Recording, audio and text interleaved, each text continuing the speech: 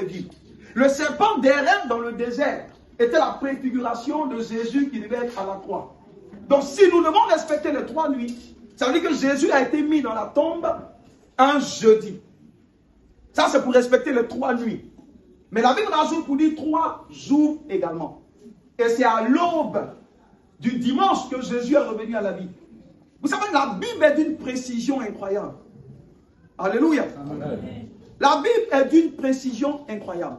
Donc si nous devons respecter 3 jours, il est ressuscité un dimanche matin à l'aube. Donc ça veut dire que la journée du samedi fait 1 jour, la journée du vendredi fait 1 jour, la journée du jeudi aussi fait 1 jour. Donc pour respecter les 3 jours, ça veut dire peut-être que Jésus a dû être enseveli à l'aube jeudi. C'est une réflexion que je donne. Donc pour tous ceux qui nous suivent, je ne dis pas que c'est ça. Je veux juste que notre tête réfléchisse. Alléluia. Amen. Donc s'il a été enseveli jeudi matin tôt, donc à quelle heure est-ce qu'il a été crucifié? Peut-être que ça nous ramène au mercredi. C'est pour nous dire depuis quand est-ce que Jésus a commencé à souffrir. Je vous ai dit, si vous ne savez pas ce par quoi Jésus est passé, vous ne saurez pas quelle doit être votre réponse en termes d'adoration. Et dans les recherches, j'ai découvert en fait que dans la période du Seigneur Jésus, il y a eu 2 sabbats. Et je pense que c'est ce qui échappe à beaucoup. Il y avait un sabbat spécial et puis il y avait le sabbat normal. Le sabbat normal, c'était le samedi. Mais dans la période, dans l'année en question, il y avait un autre sabbat qui coïncidait avec le vendredi. C'est comme par exemple ici, le samedi, personne ne va au travail. Mais le jour, un férié tombe vendredi, les gens ont vendredi, samedi et dimanche. Ça ne se fait pas tous les jours, c'est exceptionnel. Donc dans l'année en question, il y avait un sabbat spécial qui a été inséré là. Et tout ça fait partie de la loi des Lévites. Le Seigneur a parlé du 15e jour, qui était le 15e jour, qui était la fête des pains sans levain. Et en cette année-là, en cette année où Jésus a été crucifié, le sabbat en question, la fête des pains sans levain tombait vendredi. Donc ça veut dire si ça tombe vendredi, les pharisiens ont dit, mais faisons tout pour gérer le cas de Jésus avant le sabbat. Donc la question qu'on se pose, il parlait de quel sabbat? Parce que tant qu'il y a un sabbat, on ne peut rien faire de mal dans le jour du sabbat. Donc ça veut dire que Jésus, techniquement, n'a pas été crucifié le vendredi. Sur la base des expériences et de des recherches qu'on a faites. Donc s'il n'a pas été crucifié vendredi, ça veut dire que c'est au moins jeudi. Si on arrive à jeudi, ça respecte les 3 nuits. Mais pour que ça respecte les 3 jours, s'il est ressuscité dimanche à l'aube, ça veut dire qu'il a été enseveli jeudi à l'aube. Donc s'il a été enseveli jeudi à l'aube, puisqu'on sait que la crucifixion s'est faite à quelle heure? La Bible parle de la 6e heure. Et après la 9e heure. Donc ça nous ramène au mercredi. Je veux juste que tu réfléchisses. Va faire des recherches. Mais ce que je veux révéler ce matin, c'est que Jésus a souffert toute la semaine. Ce n'est pas seulement vendredi, il a souffert toute la semaine. Depuis le début de semaine, pour toi et pour moi. Je vous l'ai dit, tant que vous ne comprendrez pas, quand tu sais ce que quelqu'un a dépensé pour t'acheter une chemise, quand tu portes même, tu portes ça d'une certaine manière. Parce que tu sais que ça a coûté cher. À chaque fois que tu fais des recherches sur la personne du Seigneur Jésus, tu es choqué. Parce que je me demande pourquoi ce Dieu peut venir comme un agneau. Et puis le temps viendra où il viendra comme un lion. C'est parce que tout ce qu'on peut faire pour quelqu'un par amour, le Seigneur l'a fait. Donc imaginez la passion du Seigneur qui a commencé depuis le début de semaine. Pour toi. Je veux juste que tu réfléchisses à ça. Donc quand il dira à telle personne, je ne t'ai jamais connu, vous comprendrez pourquoi il le dira. Parce que tout ce qu'il peut faire, pour nous, il a fait. Imaginez une semaine de souffrance. Et quand il finit, il nous dit, mais à cause de vous, j'ai écouté ma vie. Et il nous fait une passation, il nous passe le relais. Pourquoi? Pour que nous soyons la continuité de ce qu'il aurait dû faire. Et ça nous ramène à ce qu'on appelle la grande commission. La semaine passée, dimanche, nous avons introduit, et je voudrais juste continuer sur cet élan aujourd'hui en juste quelques minutes. On parle de grande commission pour dire que c'est ce qui donne son sens à la mort du Seigneur. Parce que je vous l'ai dit dimanche passé, la Bible dit la volonté du Père, ce n'est pas que le méchant meure. Mais le Père a donné son Fils unique, pourquoi? Pour que le monde ne périsse point. Donc la raison pour laquelle nous sommes suscités, toi et moi, ça peut être la main d'association ou l'extension de la main du Seigneur dans ce domaine d'activité, qui est de gagner les âmes. Amen. Je vous disais la dernière fois que la seule chose qui réjouit le cœur de Dieu, ce sont les âmes. Amen. Et je voudrais qu'on lise Deutéronome 32, verset 9. Je serai très court. Hein. Deutéronome, portion de l'Éternel, la part de Dieu, c'est son peuple. Je vais vous dire quelque chose d'essentiel pour que vous compreniez. Je l'ai dit, hein, lorsqu'on se marie, c'est notre bonheur. Ça, Dieu ne gagne rien dedans. Mais il va te donner quand même. Alléluia. Amen. Pour que vous compreniez. Quand nous sommes bénis, Dieu ne gagne rien dedans. C'est nous qui gagnons quelque chose dedans. Lorsque nous prospérons, Dieu ne gagne rien dedans. C'est nous qui gagnons. La seule fois où Dieu gagne dans notre vie, c'est lorsque nous gagnons des âmes. Amen. Je veux que ce soit très clair. Parce que la véritable adoration, c'est satisfaire le cœur de Dieu. Jésus disait, ma nourriture, c'est de faire la volonté de mon Père. Les disciples lui ont demandé, mais Seigneur, tu ne manges pas comme nous on mange? Il dit non, comprenez une chose, manger c'est bon. Mais moi, ma nourriture, c'est de faire la volonté de mon Père. Il n'était pas en train de dire qu'il ne veut pas manger, non. Il était simplement en train de dire que ce qui prime dans ma vie, c'est de satisfaire le cœur du Père. Parce que toute vie qui n'arrive pas à satisfaire le cœur de Abba est une vie en fait gâchée. Est une vie gaspillée. Donc la seule fois où Dieu gagne dans notre vie, c'est lorsque nous gagnons des âmes pour lui. Parce que sa portion, sa part, la part, l'héritage de Dieu, ce sont les âmes. Ouais. Alléluia. Amen. Donc à chaque fois que nous gagnons des âmes, c'est là que Dieu gagne dans notre vie. Parce que je vous l'ai dit dimanche passé, la seule chose qui produit la fête au ciel, ce n'est pas quand on est béni, non. La seule chose qui produit la fête au ciel, Luc 15, 7 dit, c'est lorsqu'une âme est gagnée pour le Seigneur. Donc ça veut dire que le ciel est en fête.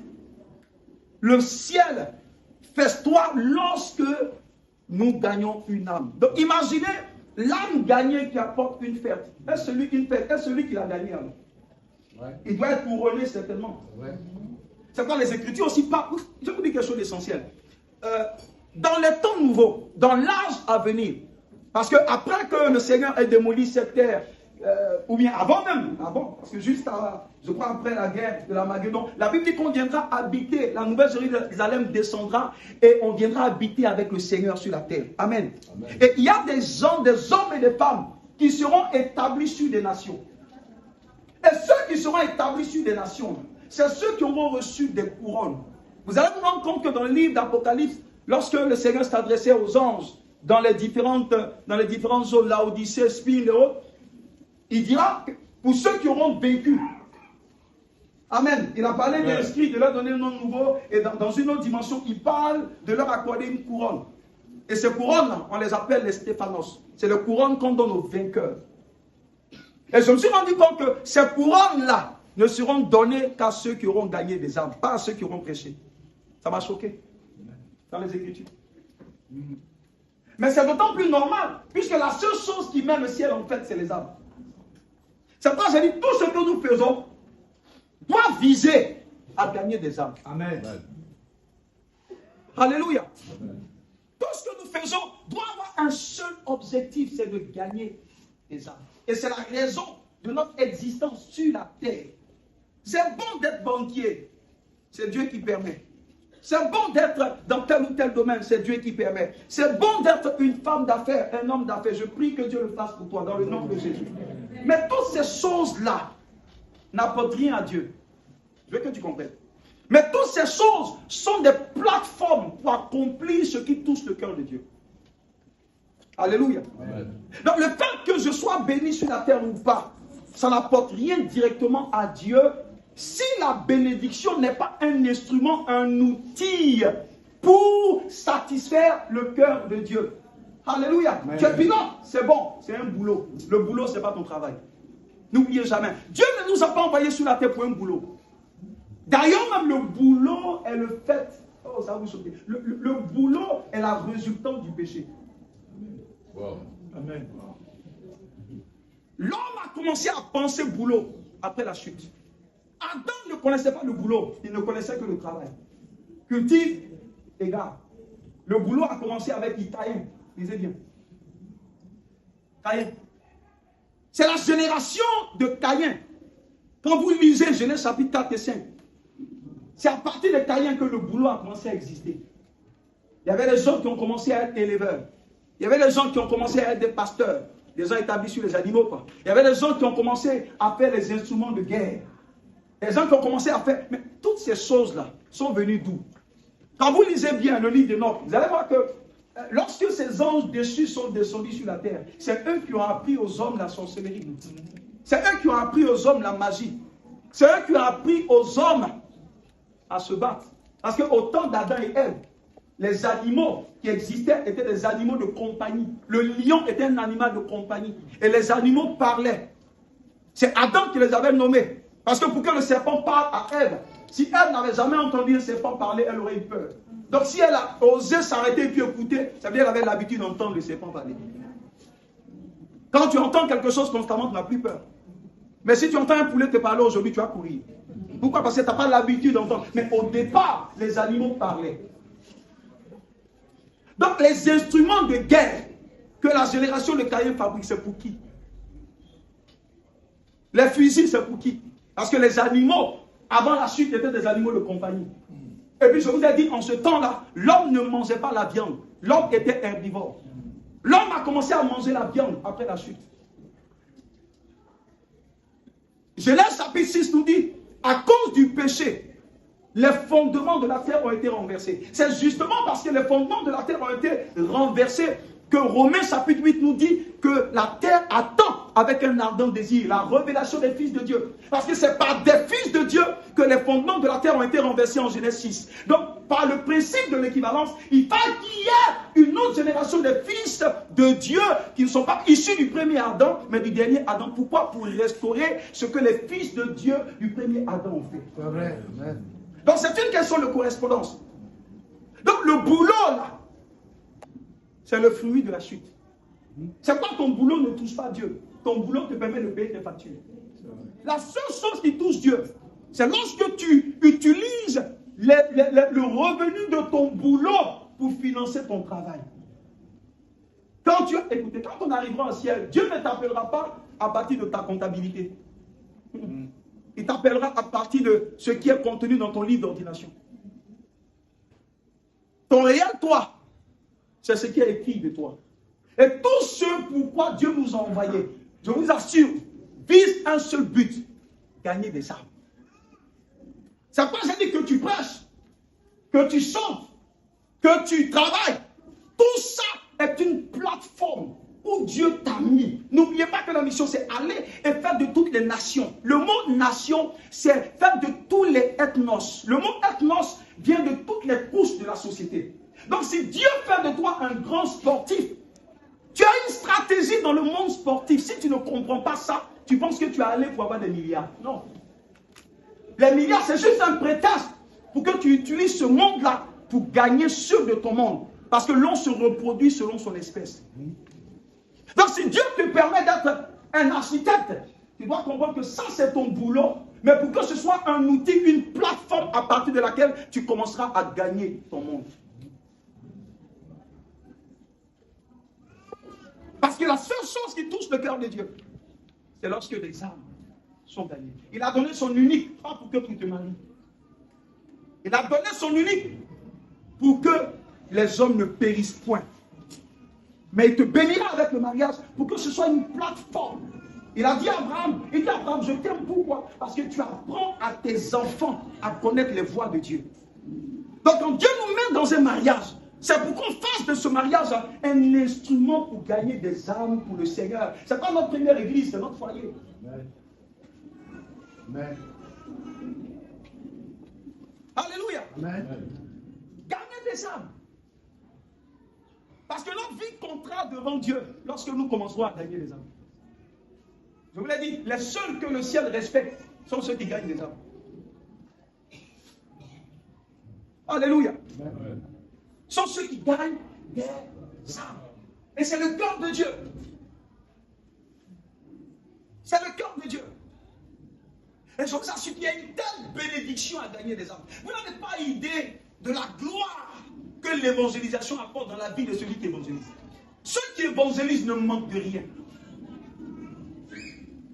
Ceux qui gagnent des âmes ne manqueront de rien. C'est pourquoi d'ailleurs, avant de les envoyer, le Seigneur a dit, pour vous montrer que ceux qui font ça touchent mon cœur, allez avec rien. Ne prenez pas d'argent. Il dit, ne prenez pas de sac. Ne prenez pas d'habits. Voyez si je ne suis pas avec vous. Les disciples sont partis sans prendre de bourse. En fait, le Seigneur est en train de leur dire, ceux qui gagnent des âmes pour moi, leur budget, c'est moi-même. Mais regardez un peu l'histoire de ces grands qui ont gagné du monde, les Renat Bonke et autres. Mais regardez. Parce que Dieu pourvoit toujours. Dieu pourvoit toujours pour ceux qui gagnent des âmes. J'avais posé cette question la dernière fois. Oui, tu es sauvé. Alléluia, gloire à Dieu. Mais ton frère et ta petite soeur. Alléluia. Lorsque nous nous retrouverons devant le trône de Dieu, tu es sauvé, gloire à Dieu. Mais tes frères, quand le Seigneur appellera la liste, que ta maman, ton papa, tes petits frères ne sont pas le marché. On est adulé, on nous élève. Mais si on accepte, ce n'est pas seulement accepter. C'est tout un empire qui tombe. Le problème de l'islam aujourd'hui, c'est que beaucoup savent que c'est faux. Mais imaginez qu'aujourd'hui, on accepte de dire la vérité aux gens. Combien de mosquées vont fermer? Combien de business dépendent des mosquées? On arrive à un moment donné où ce n'est plus une qui dit une affaire de c'est vrai, c'est faux, c'est une affaire de mon cas, fait ça comme ça. Parce qu'il y a le business dedans. C'est le maïs. C'est le monnaie. Parce que s'ils disent oui, nous tous on accepte Jésus, mais aujourd'hui, pour pas toutes les entreprises qui dépendent, les entreprises de NAT, c'est pas seulement la mosquée, c'est les dérivés de la mosquée. Tous ceux qui approvisionnent la mosquée, toutes ces sociétés tombent. Vous voyez ce qui se passe dans le monde de la pharmacie? Covid là. Vous savez comment ça a été fait? On vous a expliqué. On fabrique, c'est business aujourd'hui. Mon ami, aujourd'hui là, c'est business. Si on te met là, on met business. Les gens vont prendre business. Les gens n'ont plus la crainte de Dieu. Et au temps de Jésus, c'était pareil pour les pharisiens. Ils ne peuvent pas accepter Jésus. Pourquoi? Pourquoi? Ils ne peuvent pas accepter. Parce que les implications étaient énormes. C'est un empire. Et c'est ce qui se passe aujourd'hui. Ce qui a été, c'est ce qui sera aujourd'hui.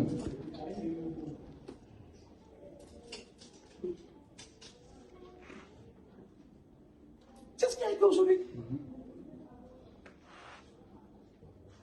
Alléluia.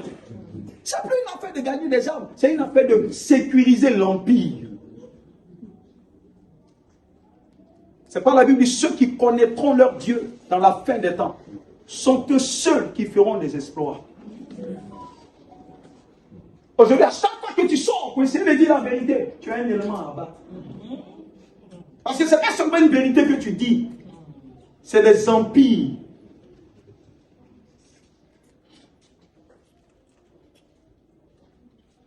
Quand on te dit par exemple, fais alliance avec un homme de Dieu, mais c'est écrit où?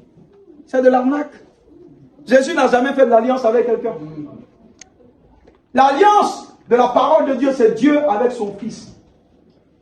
Quand quelqu'un est marié, il est en alliance avec sa femme. Les enfants ne sont pas en alliance. Les enfants sont les bénéficiaires de l'alliance. Donc quand on commence à parler, on dit que tu es trop intelligent, tu as un problème. Jésus n'a jamais pris l'alliance à quelqu'un. Donc ça va au-delà de l'âme. C'est des cartels. Wow. En fait, comme les vendeurs de drogue. Ça se bat, vous allez voir, il y a des trucs, il y a tellement de choses, hein, le groupe des archevêques, le groupe des... Mais rien, c'est juste pour se faire voir. Je prends toujours l'exemple sur Jésus. Il avait le droit de s'appeler L'apôtre prophète international planétaire des étoiles de l'univers de la galaxie, Jésus. Mais il s'est appelé Jésus. Parce que notre modèle, c'est Jésus. Ce n'est pas les titres là. Ça ne me dit rien. Appelle-moi Dramé, je vais répondre. Ça n'envoie pas au ciel. Tout ce que je te demande ici, il faut écouter la parole. Et puis ça va rentrer. Tu m'appelles comme tu veux. À nous aller. Ça ne m'intéresse pas. Tout ce qui m'intéresse, comment la parole va s'asseoir en toi. C'est tout. Si j'ai atteint cet objectif, c'est tout. Je n'ai pas un autre objectif que ça. Tu dois connaître Jésus. Tu dois rester attaché à la parole. Personne ne peut te dire, donne quelque chose pour avoir la guérison. Ça, Dieu nous a donné. Tout ce que tu donnes aujourd'hui, c'est pour l'œuvre de Dieu. Pour que le royaume avance. Ce n'est pas une transaction. Ce n'est pas de l'analphabétisme spirituellement. Ils savent ce qu'ils font. C'est une volonté délibérée de fonctionner comme ça parce que c'est un business. C'est tout. Ton courant n'est pas coupé dans les têtes. Ils savent. Mais ils ont décidé d'être des faux, d'utiliser Jésus pour remplir leur ventre. Et leur Dieu, c'est maman. La femme avait donné 2 pièces. Jésus a pris. Viens mettre 2 pièces à l'hôtel. On te dit, pourquoi tu as souillé l'hôtel? Si c'est tout ce que j'ai, c'est ma fortune. Parce que la notion du sacrifice est relative. C'est relatif. C'est relatif. Ce qui te coûte cher là. Moi, peut-être que ce n'est pas ce qui me coûte cher. Toi, peut-être que ce qui te coûte cher, c'est 1000 francs. Peut-être que moi-même, 100 francs pour avoir dans la journée. Le sacrifice ne se mesure pas par ton voisin, par ce que ça te coûte. Il y a une maman dans une église, on dit d'apporter action de grâce, elle a envoyé 2 œufs avec chaussettes. Une mémé. 2 œufs avec chaussettes. Soyez sages dans tout ce que vous faites. Occupez-vous aussi de vos familles. Occupe-toi de ton épouse, de ton époux. Occupe-toi de ta maison. Occupe-toi de tes parents. Sorcier ou pas sorcier, ce n'est pas ton problème. C'est le sorcier là qui t'a mis au monde. Alléluia. Occupe-toi d'eux. Prends soin d'eux. Alléluia. Et ne viens jamais tout donner à l'église et puis laisser ta famille. Non. Jamais. Ce n'est pas la parole de Dieu. Ce n'est pas la parole. Alléluia. Suivez l'Esprit de Dieu. Amen. Suivez l'Esprit de Dieu. On vous dit d'accord, tu peux aller prendre un prêt. Il faut être sûr que l'Esprit t'a parlé. En tout cas, moi, je ne vais jamais te dire va prendre prêt. Mais il faut être sûr que c'est l'Esprit qui t'a dit. L'Esprit peut te dire ça. Comme moi, l'Esprit me dit, prends ta voiture, donne. L'Esprit dit, prends 1 million et donne. Alléluia. L'Esprit m'a dit, je n'ai pas mis quelqu'un dedans. Je n'ai pas dit que tu m'as forcé à donner. Parce que dans les Écritures, je n'ai pas vu quelqu'un à qui le Seigneur a dit, va prendre crédit. Même à Pierre, il dit, va prendre poisson là, viens donner. Alors maintenant, on va vous dire, mais Saul a demandé crédit à son boy. D'accord? Il a demandé crédit à son boy, mais lisez bien les Écritures. Il dit, mon boy, j'ai ça à la maison, je ne suis pas sorti avec. Donne-moi, comme ça, si on arrive à la maison, je te donne. C'est français. Il n'est pas allé prendre crédit. Il avait ça, il a oublié. Et quand il est rentré, il a donné. Il ne faut pas que... Il a trop de marmaille. Il n'a pas pris crédit. Il dit, donne-moi ça à la maison. Quand j'arrive, je te donne. Tu as dit, je l'ai. Je l'ai. Non, la Bible même dit, il faut prendre crédit. Non. Que ce soit l'esprit, de manière spontanée. Parce qu'il y a des cas spécifiques où l'esprit peut te dire, pourtant, donne tout ce que tu peux. Parce qu'il y a des gens à qui le Seigneur dit, donne ton salaire. Ça aussi, c'est des expériences que tu peux vivre avec Dieu. Mais comme je dis, connais Dieu assez pour savoir quand Dieu te parle. Et puis tu obéis. Si tu obéis, ce que l'Esprit t'a dit, il va le faire. Si tu entends la voix de Dieu, obéis. Mais ce n'est pas les gens qui vont te dire de faire. C'est pas ce qu'on te dit de faire que tu ne sens pas dans ton cœur, tu ne fais pas. Parce que ça ne sert à rien de faire et puis tu vas murmurer. Là, tu es encore. Alléluia. Soyez sobre. Parce que celui qui n'a pas soin des siens, la Bible, il est pire qu'un païen. Combien de mamans ne sont pas venues nous voir? Non, mais depuis que nos enfants sont mis là, ils ne nous voient plus, ils nous voient en sorcier, ça fait 2 ans, 3 ans, je ne vois pas ma fille. C'est quel message? Ton papa est sorcier. Mais le monsieur là, depuis que tu es né là, si vous voulez te manger il y a longtemps, il a fini quoi? C'était os qui était là. Un évangile qui pousse les familles à se diviser. Un évangile qui détruit les familles. Un évangile qui éloigne les parents des enfants, qui éloigne les enfants des parents. Et vous, ça vous fait mal quand vos enfants partent. Ce n'est pas enfant des gens que vous tirez pour mettre dans l'église. Trop de cartels en Côte d'Ivoire. Alléluia. Dis avec moi, Seigneur Jésus. À partir de ce matin, je suis une stratégie pour toi. Comme tu l'as indiqué, je suis évangéliste pour toi. Je gagnerai des âmes pour toi. Dans ma famille, parmi mes proches, tous ceux qui sont au travail, tous ceux que je rencontre. C'est quand tu fais de moi une stratégie pour ces personnes-là. La gloire de ton nom. Ceux qui évangélisent ne manquent de rien. Écoutez ceci, je termine par ça. Ceux qui évangélisent ne manquent de rien. Ceux qui montrent à Dieu qu'ils l'aiment pour l'accomplissement de son œuvre, je vous assure, ils ne manquent de rien. C'est ça de quoi je parle. Vous-même, vous l'avez testé. Montrez juste que vous aimez Dieu. Montrez que vous êtes passionné pour Dieu. Amen. Montrez que la priorité dans votre vie, c'est Dieu et les intérêts de Dieu. Il n'a jamais dit de chercher ce que tu cherches. Parce que ce que tu cherches, ça te cherche aussi. Amen. Mais la chose attend juste que tu trouves Dieu. C'est ce qu'il a dit, rechercher premièrement le royaume des cieux et sa justice. Il dit, tout vous sera donné. Cherchez Dieu et les choses viendront à vous. Même ceux dont vous n'avez même pas idée. La main de l'Éternel campe autour de ceux qui le craignent. Il y a des prières que tu n'as même pas besoin de faire. Prier contre démon, tu fais quoi? Tu perds ton temps. Il y a une dimension à partir de laquelle tu vas fonctionner. Ceux qui opèrent ici avec Dieu fonctionnent à partir des lieux élevés. Dans ta sphère, il n'y a pas de démon. Le démon peut te voir, mais il n'a pas accès à toi. Les montagnes qui entourent Jérusalem. Faites juste conscient. Alléluia. Amen. Laisse les esprits de famille. Si dans ta famille tu ne te maries pas, toi tu vas te marier. Amen. Mais il y a plusieurs mariages ici qu'on a célébrés. Tu n'as pas besoin de briser quelque chose. Tu as eu juste foi en ce que Dieu t'a dit et puis tu es rentré dedans. Alléluia. Tu n'as pas de problème de mariage. Regarde juste une soeur, on va prier, Dieu va truc et puis on dit, on te marie. On laisse faire après. Alléluia. On vient regarder. On vient regarder, puis on va se garder.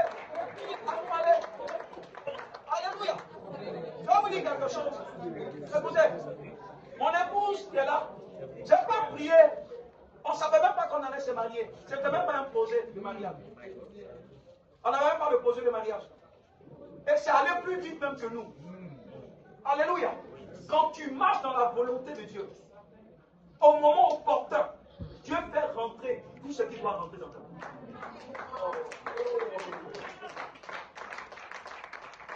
Dieu fait rentrer dans l'équation. Tu n'as pas besoin de demander. Il sait que tu dois te marier. Pour son agenda, il sait. Pour ta stabilité que tu as besoin de financer, il le sait. Mais c'est les choses qui rentrent. Prenez les Écritures, du début jusqu'à la fin. Vous n'avez pas voir quelqu'un qui a prié pour le matériel, non. Ça les accompagnait. Et Dieu même rajoute, voici ce qui accompagne. Mais cette génération est constipée. Tu ne sais pas pourquoi. Non, ça ne fait pas. Alléluia. Oui, cette génération de leaders, il y a beaucoup de constipés à l'intérieur. Parce qu'il faut juste. En fait, c'est écrit. Vous lisez, non. Et des fois, si les miracles, il dit, mais recherchez premièrement le royaume et sa justice. Il dit, tout vous sera donné. C'est moi qui ai inventé. Mais pourquoi tu poursuis ce qui doit être donné? C'est quoi ça fuit?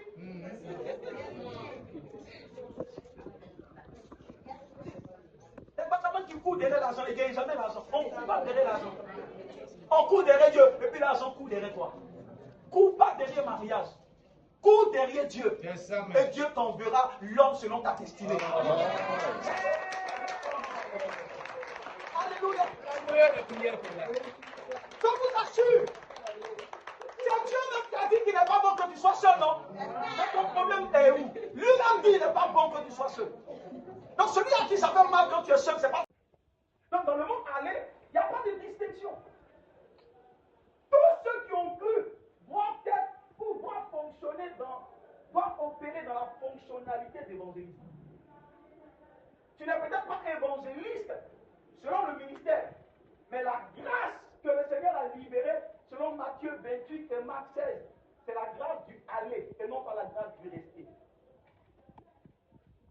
Alléluia. Amen.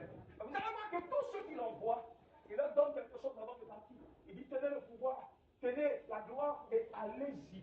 Allez dans une dimension de représentation. Vous êtes des ambassadeurs et c'est le rôle pour lequel l'Église existe. L'Église n'existe pas pour autre chose. L'Église n'existe pas pour montrer qu'on est plus grand, on est plus petit, on est le plus loin du monde. On n'a rien compris. On doit juste comprendre que tant que nous ne gagnons pas des âmes, nous n'avons pas du poids aux yeux de Dieu. Et notre vie n'intéresse pas le ciel. Et notre vie n'intéresse pas le ciel. Alléluia. Il y a une telle bénédiction à gagner des âmes. Regardez même le cas de Jonas. Parce que j'ai compris que beaucoup aujourd'hui peuvent avoir des problèmes. Pas à cause du diable. Je vous ai dit, laissez le diable tranquille. Laissez le diable tranquille. Laissez le diable tranquille. Parfois vous le provoquez simplement, lui-même il s'assoit devant sa porte, il pleure, il dit ça, c'est pas moi. Alléluia. Parce que tout ce qu'il fait, non, comment il a fait, c'est derrière. Si tu as volé bien une fois, on t'a attrapé. Vous pouvez intercéder tous les jours. Parce que le jour où un morceau manque dans la sauce, maman, tout le monde te regarde. Mais comment tu dis aujourd'hui, là, c'est pas moi. C'est toi, on a attrapé. Alléluia. Gloire à Jésus. Je vous dis quelque chose. Satan n'a aucun pouvoir sur vous. Chrétien, Satan n'a pas. Ne suivons pas cette génération qui a élevé gratuitement le diable dans le pupitre qui appartient à Jésus. Ne suivons pas cette génération qui donne une certaine position au diable alors que le monsieur est déjà à terre. Quand vous lisez la parole, selon le contexte grec, vous serez choqué de tout ce qu'on entend aujourd'hui. Le mot combat, si je vous dis ça, vous allez attraper. Instruisez-vous dans la Bible, selon la Bible. Alléluia. Amen. Laissez le diable tranquille. Le diable ne peut rien vous faire tant que vous ne lui avez pas donné de permission. C'est quoi Éphésiens 4, verset 10, ne donnez pas accès au diable. Laissez monsieur le diable tranquille. Il a assez de problèmes comme ça. Vous êtes responsable de votre vie. Vous êtes responsable. Prenez votre vie en main. Que la prière soit votre quotidien. Parce que nous sommes des créatures de prière. L'ambiance ou l'atmosphère de sécurité autour de nous ne peut être créée que par quoi? Par la vie de prière. C'est pourquoi le Seigneur a dit prier sans cesse. Quand il dit prier sans cesse, ce n'est pas pour nous emmerder. Parce que c'est la seule technologie qu'il a définie pour nous, pour qu'on puisse faire en sorte que notre vie soit déjà protégée et couverte. Hier, on a chanté Jérusalem, les montagnes qui entourent Jérusalem. Ainsi l'Éternel entoure son peuple. Mais toi-même qui chantes ça, on dirait que quand tu vas les montagnes entourent, les montagnes c'est quoi? C'est les esprits. Les esprits de Dieu. N'oubliez pas que les esprits du diable existent. Mais pourquoi êtes-vous si conscient des esprits du diable au lieu d'être plus conscient des esprits de Dieu? Si l'esprit du diable vous poursuit, la même force que vous venez pour croire en ça, pourquoi vous ne pouvez pas croire que les anges aussi vous poursuivent pour sécurité? Moi, quand je passe là, je ne vois pas de démons, je ne vois que les anges de Dieu. Amen. Ah, parce que si j'avais 10 000 démons, c'est qu'il y a 100 000 anges. La révélation de lisez les Écritures, Élisée avec Géasi. Géasi a vu l'armée assyrienne. Élisée a dit, moi je ne regarde pas ce que tu vois, mais je regarde ce que je sais. Qu'est-ce que tu sais? Arrêtez de vous battre tous les jours, ça vous muscle pour rien. Regardez tous ceux qui se battent tous les jours, regardez, prenez leur vie, ça ne change pas. Amen. Ce que je dis, c'est les choses que j'ai enseignées longtemps. Si je vous dis, c'est en fait de quoi je parle. Je sais de quoi je parle, ça ne marche pas. J'ai fait délivrance de ça, ça ne marche pas. J'ai vu que la véritable délivrance, au lieu de venir chasser l'esprit des gens, il faut leur montrer comment faire pour que les démons soient pas là. Je ne veux pas un médecin qui attend, qui prie que tout le monde soit malade pour venir à l'hôpital. Non, je veux un médecin qui opère de la prévention. Mais aujourd'hui, on ne veut pas prévenir. Pourquoi? Parce qu'il faille même que c'est comme quelqu'un qui vend les chèques, qui prie pour que les gens meurent. C'est son business. Alléluia. Vous pensez que celui qui vend ses chèques, quand on prie, Seigneur bénis-moi, lui sa prière c'est quoi? Il dit Seigneur bénis-moi. Mais comment Dieu le bénit? Seigneur. C'est quoi? Donc tu entends. Il ne faut pas écouter prière de compétition. Mais quand lui dit Seigneur bénis-moi, le Seigneur le bénit comment? Mais est-ce qu'il a fait une mauvaise prière? Parce que l'amour aussi est certain de forcer les enfants. Comment me dire, ah Seigneur, vraiment ce mois-là, ça va bouger.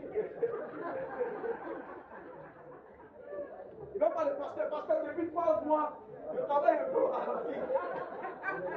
Le pasteur aussi, Seigneur, il a une accélération divine.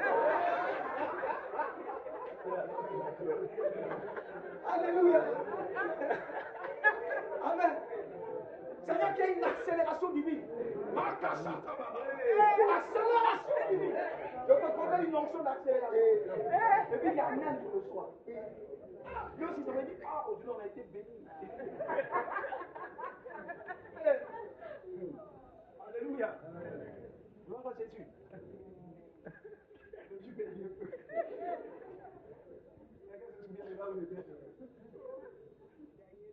Amen.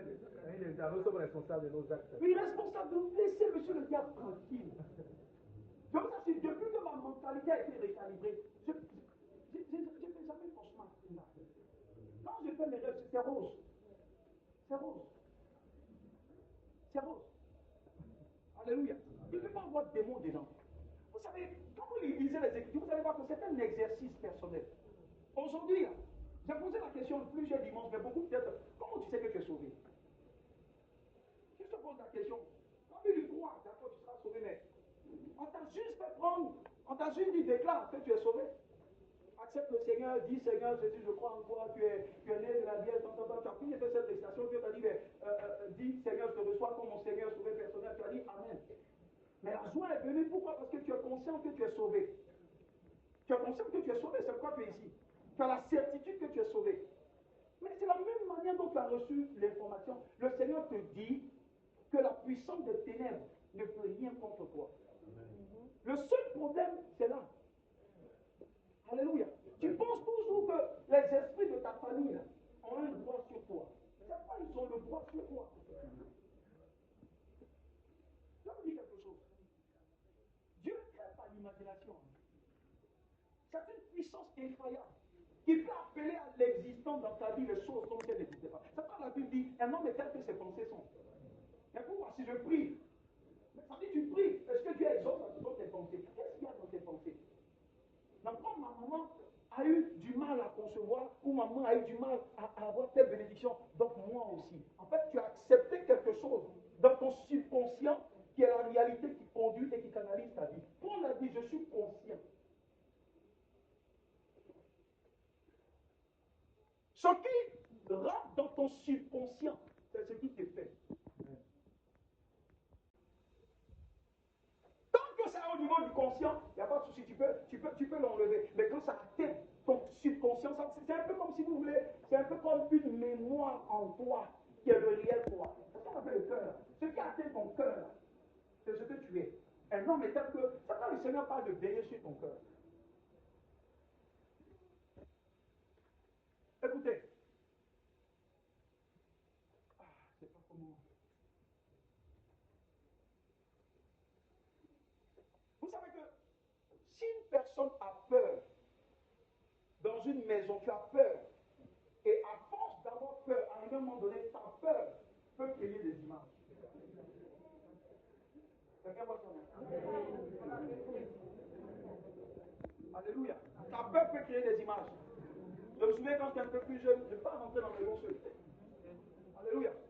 Quand tu rentres dans la maison, et puis souvent les plafonds, ça fait du bruit. Quand Vous rentrez dans cette tout un. En même temps, j'entends quoi. Donc, vous connaissez tout ça. Donc, puisque tu as déjà peur, donc la nuit, quand tu dors, parfois quand il y a la lumière, il y a des ombres qui sont là. C'est normal qu'il y ait des ombres, non? Mais parce que tu as peur, dans ces ombres-là, tu vois des formes. En fait, c'est ton imagination là qui te. Est-ce que quelqu'un comprend ce que je veux dire? Oui. Voyez un peu. En fait, il n'y a rien. Souvent les blancs appellent ça hallucination. Personne ne voit, c'est toi seul qui vois. Le diable aujourd'hui est devenu une hallucination pour Dieu. Mais c'est une ruse de notre temps, parce que pour qu'une personne puisse manifester quelque chose, il faut la bombarder avec quelque chose. Amen. Amen. Donc aujourd'hui, dans notre siècle, Satan a été élevé comme étant l'ennemi numéro 1 de l'Église. Alors que Jésus a dit, je voyais le diable tomber du ciel comme une pierre. Mais le diable, ce n'est pas l'adversaire direct de Jésus. Ils ne sont pas sur le même pied d'espoir. Alléluia. Beaucoup ici ont fait cette expérience quand je leur ai dit, laissez le diable à part. Ils ont commencé à avoir des personnes qui n'avaient pas fait, ils combattaient le diable.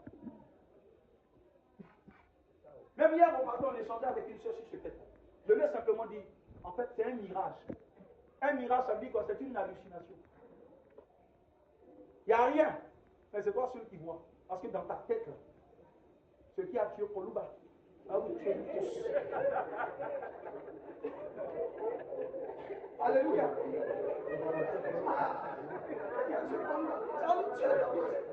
Alléluia. Pasteur, tu n'as pas vu en Ézéchiel 7, utilisez les Écritures. Moi, j'ai eu un problème un jour parce que j'ai soulevé cette écriture. On dit, mais lisons Ésaïe 7, je te dis, et je dis, vis dans le sang. Life in the life. Alléluia. Le mort est compliqué. Tu le vois souffrir. Tu le vois gémir. La douleur. Mais ils ne vont pas tout de suite. Il y a les gens pour qui, dans la souffrance, Dieu les maintient encore en vie dans la souffrance. Parce que tout ce que tu fais d'incorrect, tu ne vas pas rester en haut. Tu payes un peu ici, avant d'aller payer là-bas. C'est le principe de Dieu. Donc tout ce que tu fais, toute escroquerie, tout banditisme, tout ce que tu fais d'incorrect, tu le dégages sur la terre.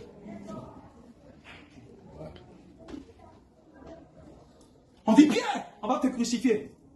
Il dit d'accord, je me réjouis de ce que je sois digne. Dans la joie. Et puis il dit, excusez-moi, Jésus a été pendu comme ça. Je ne suis pas digne de mon Seigneur, renversez-moi. Pierre a été pendu, renversé. Voyez comment Jésus a été pendu en haut. Lui a été pendu, renversé. On lui a dit, comme c'est toi qui suis ton maître, on te prend aussi. Il dit, oh, je ne suis pas digne de prendre la même position que lui. Renversé. Il a été...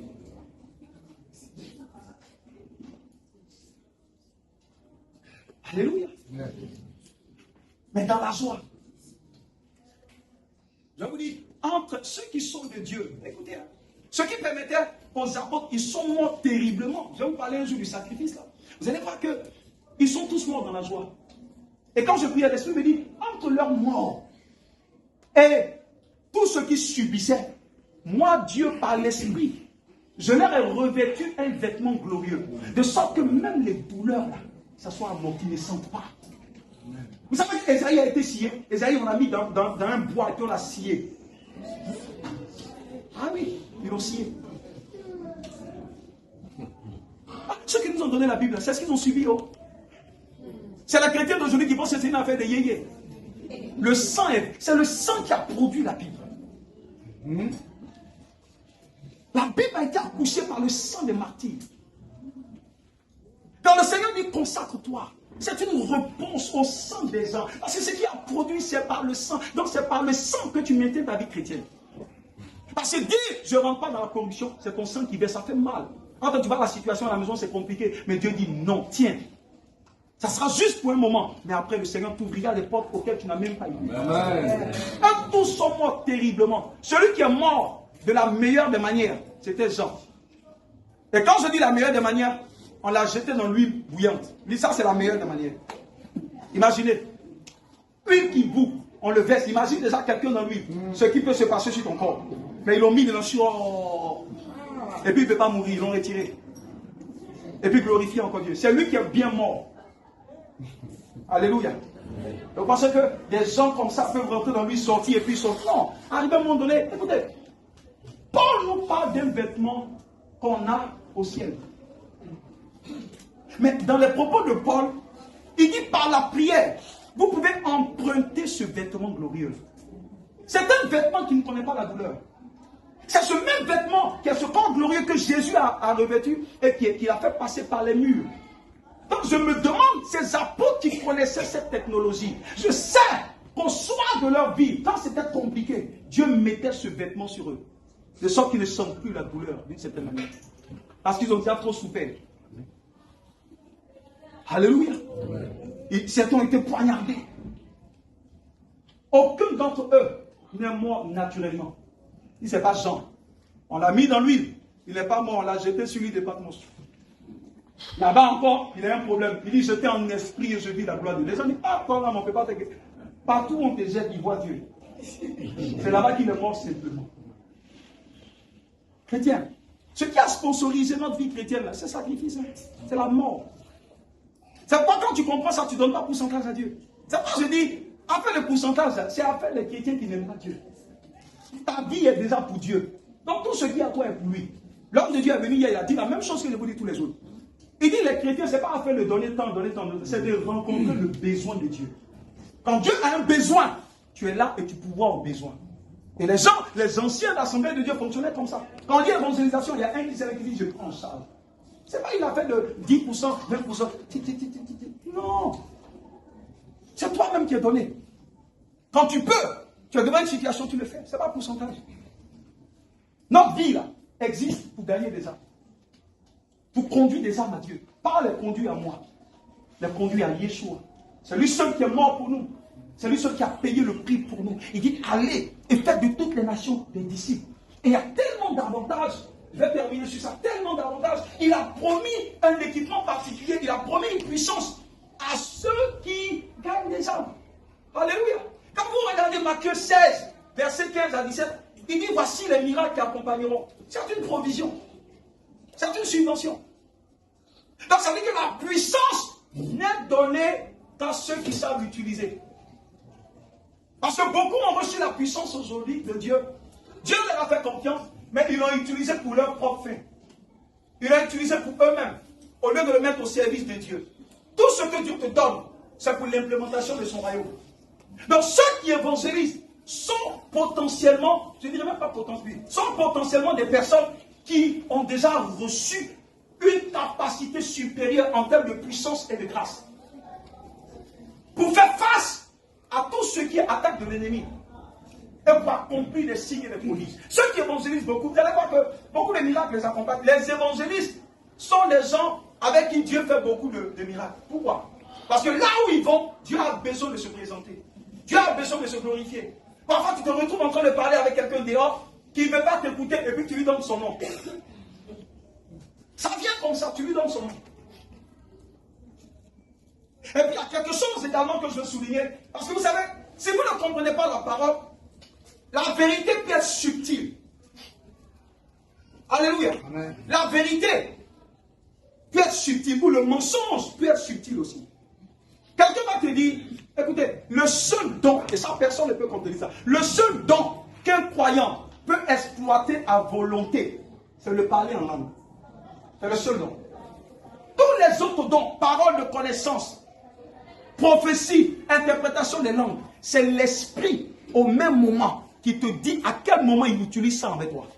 Donc quelqu'un qui arrive à te dire, mais moi même quand je me réveille, je prophétise. Même quand je me réveille, mon ami, si tu prophétises tout ça, c'est un esprit de divination. Ouais. Il dit, même quand je dors, je prophétise. Non, mon ami, le Saint-Esprit, tu ne peux pas l'envoyer. C'est lui qui t'envoie. La seule chose qu'on peut utiliser à volonté, comme on veut, c'est le parler en esprit. Mais tous les autres dons, ce sont les dons que l'esprit, c'est-à-dire au moment opportun, par exemple, tu parles à quelqu'un qui ne veut pas t'écouter, et puis l'esprit de Dieu lui dit, dis-lui que son nom c'est pas. Le but, c'est pas que tu te glorifies avec ce don, c'est pour le gagner. Dis-lui que son nom c'est pas. Dis-lui qu'il habite ici. C'est fait pour un but, pas pour montrer que tu es un voyant. Parce qu'on peut voir par d'autres facteurs. C'est pas seulement avec les yeux de l'esprit qu'on voit. Même les marabouts peuvent te dire ton avenir.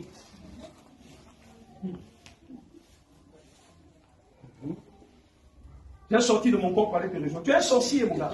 Tu es un sorcier, c'est tout. La définition, c'est un sorcier. Alléluia.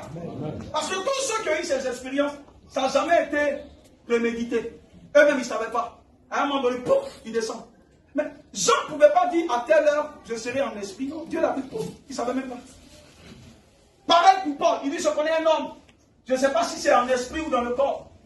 Mais qui est arrivé dans des endroits qu'il ne connaît même pas. Il c'est eux aujourd'hui, ils vont dire, non, ils connaissent la route. Je vais te montrer comment on va, comment on sort de son corps. Tu es un sorcier, tu es un bail. Et il y a beaucoup de bail-fouets aujourd'hui. Alléluia. Des bail-fouets qui se font appeler des prophètes. Et aujourd'hui, pourquoi les chrétiens suivent? Parce qu'ils ne connaissent pas les Écritures. Ils ne connaissent pas la parole. Ils ne connaissent pas la parole. Je vais te montrer comment on monte ton esprit. Quand tu as l'échelle, parce que la manière dont le Saint-Esprit me fait monter en esprit, ce n'est pas la même manière dont il te fait monter toi. Il y a des expériences qui sont personnelles. Faites attention à notre ère. Et ce n'est pas quelque chose qui va vous surprendre parce que Paul a parlé de ça longtemps. Quand vous lisez les Écritures, vous savez que notre temps est un temps qui fait peur. Votre garantie, ce n'est pas dans ce que je vous dis. Votre garantie, c'est dans la parole de Dieu. Si vous venez prendre tout ce que je dis pour aller, pour y aller. Alléluia. Vous devez être des berrières. Ceux qui lisent les Écritures. Et ce que la Bible dit, c'est ce que vous faites. Gagner des âmes. Il y a tellement de bénédictions qui accompagnent. J'ai parlé de la puissance en premier. Je parle en deuxième. De l'approvisionnement, Luc 22, verset 35. Et le troisième, nous recevons la sagesse divine. Donc le premier, l'évangélisation attire la puissance surnaturelle. Le deuxième point, l'évangélisation nous approvisionne. Luc 22, verset 37, il dit ne prenez rien. Moi-même, là, je pourvois. Alléluia. Moi-même, je pourvois. Ne prenez rien. Ça fait que tous ceux qui vont souvent évangéliser, même dans les villages, quand tu arrives, tu es surpris que les gens même te donnent une maison où tu as dormi. Alléluia. Parce que Dieu suscite toujours des gens pour t'aider. Et le troisième, ils reçoivent la sagesse divine. Proverbe 11, 30. Ceux qui gagnent des âmes sont sages. Et ça facilite la maturité spirituelle. Alléluia. Parce que celui que tu envoies dans le Seigneur, tu es son Père dans la foi. Amen.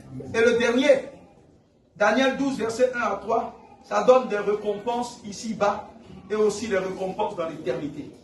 Donc les 5 points. Le premier, c'est l'évangélisation qui attire la puissance surnaturelle. Le deuxième point, approvisionnement en tout. Et le troisième point, ils reçoivent la sagesse divine. Proverbe 11, 30.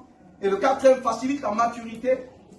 Amen. Et le dernier, donne des récompenses ici-bas. Parole du Seigneur. Tiens-toi debout et acclame le Seigneur fortement. Acclame le Seigneur. Acclame le Seigneur.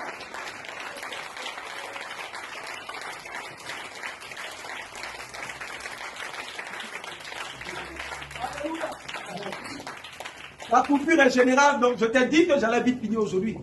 Alléluia, donc acclame le Seigneur pour moi. Alléluia. J'avoue que ça n'a pas été facile. Hein. Alléluia. Comme on dit là, c'est pas facile. Quand tu as un micro là, c'est pas difficile. Amen. Mais tout ça pour... Le révérend Yoro disait, il nous suit, il dit, pasteur, vraiment, parce que tu fais... Il dit, mais je sens tes émotions à distance. Il dit, ah bon, il dit, mais on peut voir ton cœur quand tu prêches. Tu veux même ouvrir la tête. Je dis, c'est ça. C'est ça même. C'est ça. Amen. Il faut que tu sois un chrétien véritable. Et tu vas voir ce que ta vie deviendra pour le Seigneur. Je vous assure que ces 2 semaines, il y a eu tellement de témoignages qui m'ont édifié. Des personnes sont là, des témoignages incroyables. Tu vas au travail matin, ton patron qui te regarde te dit tiens terrain. Tu vas ici, tu attends quelque chose, 2, 3 contrats tombent. Tout ça ici. C'est la porte dans laquelle ma bénédiction va rentrer. Tu as la porte. Alléluia. J'en dis quelque chose. Pasteur David. Donne-lui 2 minutes. Donc c'est fini maintenant.